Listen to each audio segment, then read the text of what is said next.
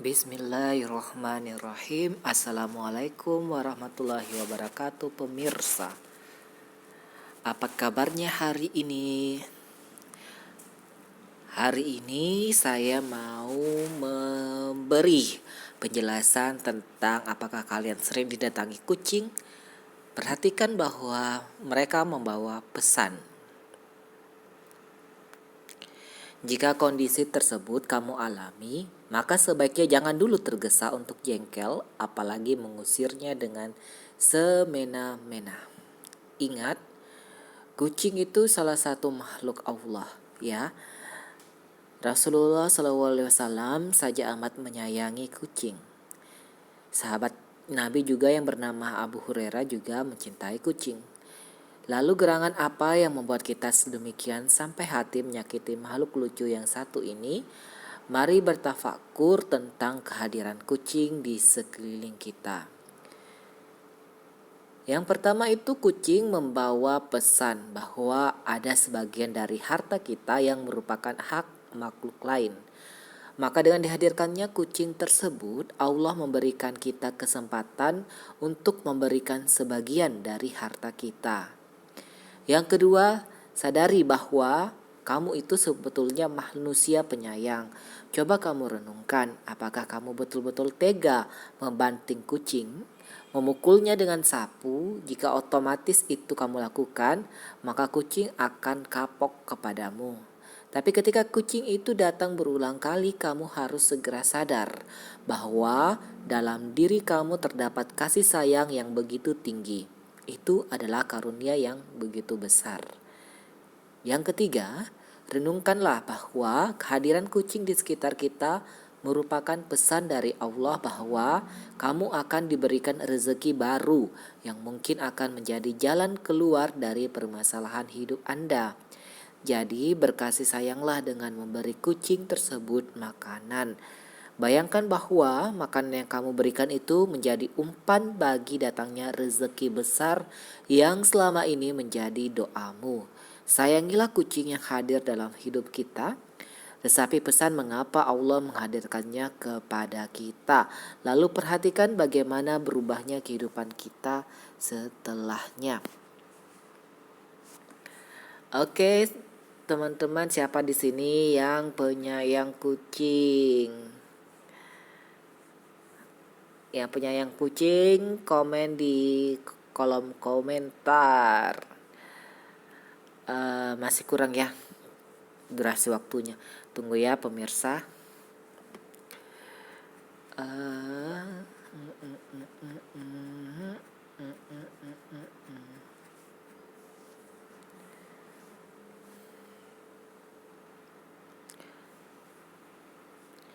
Selain itu, referensi yang saya gunakan mengatakan bahwa kucing itu tidaklah najis. Sesungguhnya kucing merupakan hewan yang sering kita jumpai dan berada di sekeliling kita. Ini ada di hadis riwayat At-Tirmizi, Abu Daud, An-Nasai, Ibnu Majah, Ad-Darimi, Ahmad, dan Malik. Syekh-Albani dalam Irwaul Ghalil nomor 173 mengatakan bahwa hadis ini sahih. Sebab Abu Qatadah menyebutkan hadis di atas telah dipaparkan sebelum penyebutan hadis ini. Dalam riwayat Abu Daud diceritakan dari Kapsiyah binti Ka'ab bin Malik, dia adalah istri dari anak Abu Qatadah, yaitu menantu Abu Qatadah.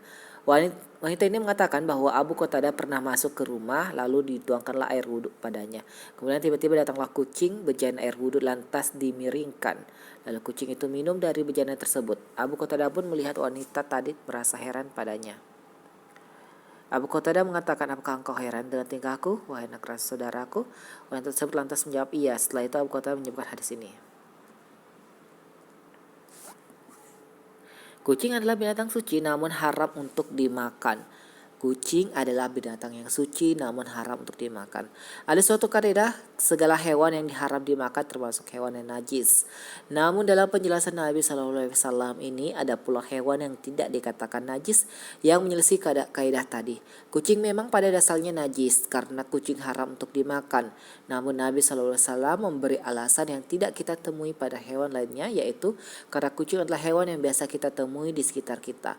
Jadi faedah dari hadis ini, semua hewan yang haram dimakan dihukumi najis kecuali hewan yang Rasulullah SAW hukumi suci dengan alasan yang tidak ditemui pada hewan lainnya. Yang kedua adalah kucing memang tidak najis, namun apakah ini berlaku secara umum? Jawabannya tidak.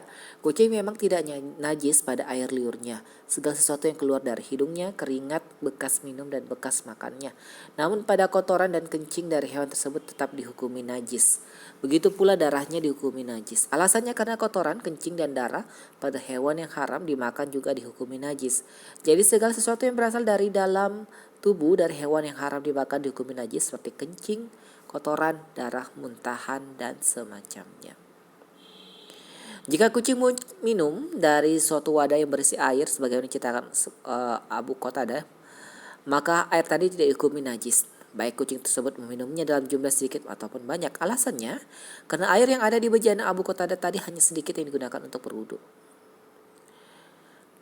Pelajaran keempat yang kita ambil dari kucing adalah tidak ada beda apakah kucing tersebut memakan sesuatu yang najis semacam bangkai dalam jumlah yang banyak atau sedikit. Kenapa? Karena kemutlakan ucapan Nabi SAW tadi, Nabi diucapkan dalam bentuk umum, kucing tidaklah najis.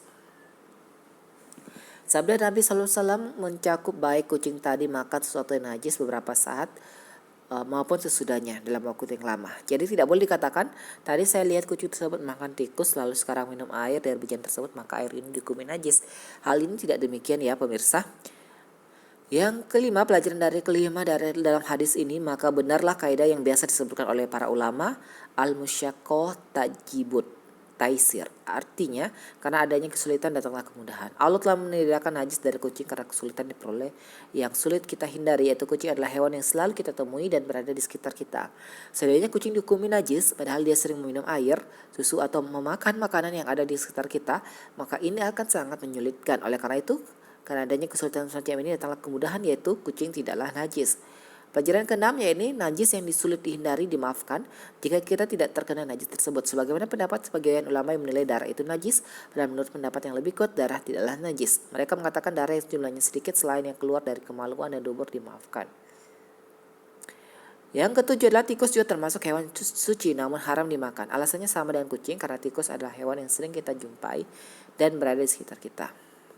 Pelajaran ke-8 adalah penjelasan ini adalah menunjukkan kepada kita bahwa Allah sangat menyayangi makhluknya. Di saat kita mendapatkan kesulitan dan sulit dihindari, Allah akhirnya memberi keringanan kepada kita.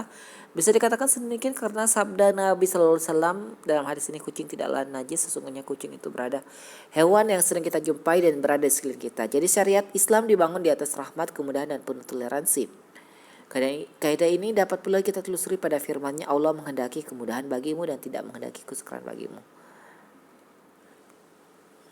Oke pemirsa, demikian yang kita kaji dan kita gali hari ini. Semoga bermanfaat. Bye-bye.